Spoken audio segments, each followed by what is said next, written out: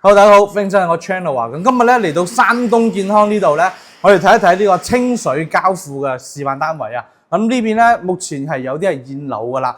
咁我哋今日睇嘅咧就係125嘅，喺成層樓入邊咧係最大嘅一個戶型啊！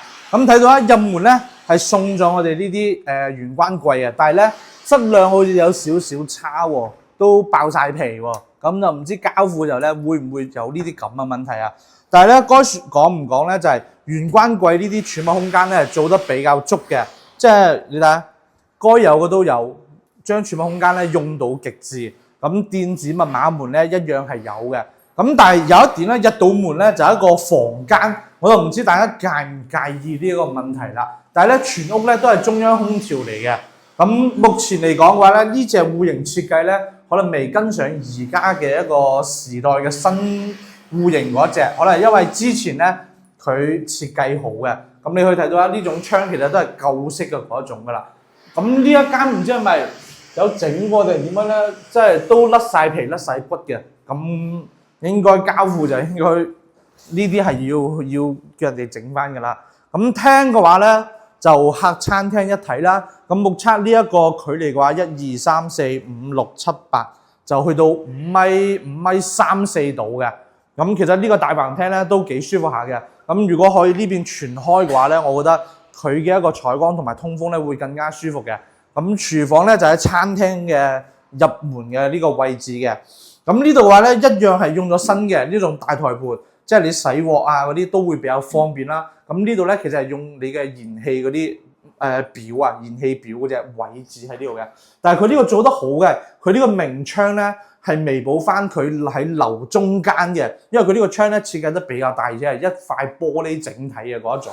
咁呢邊就係一個雙開門冰箱位啦。咁其實呢個雙開門冰箱位應該係有少少罩記啊。咁其實講到呢度可以聽到呢個電鑽聲非常之犀利係咪？咁你冇以為話佢哋可能會停工啊或者點樣啊，有啲負面消息啊。大家睇下啲呢啲咁嘅電鑽聲，日以繼夜咁樣突係唔會停工嘅。咁我哋再睇下景觀啦。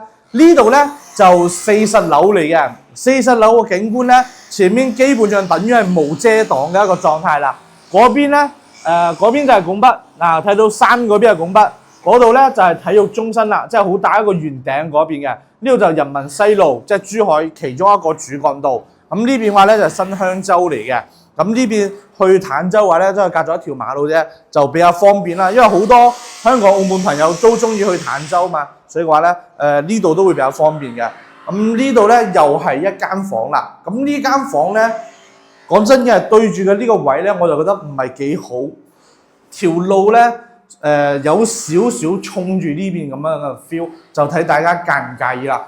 嗰邊就坦洲啦，一條馬路之隔過咗去就係坦洲啦，非常之近，生活咧都會比較便利啲嘅。咁呢邊嘅話咧，依家就賣2萬幾蚊，喺新香洲嚟講咧，我就覺得係呢個價錢咧，目前係跌得比較犀利嘅啦。咁呢度就係主人房啦，主人房咧就冇做270度嘅飄窗，但係咧一樣係用咗一整面嘅超級大嘅一個採光。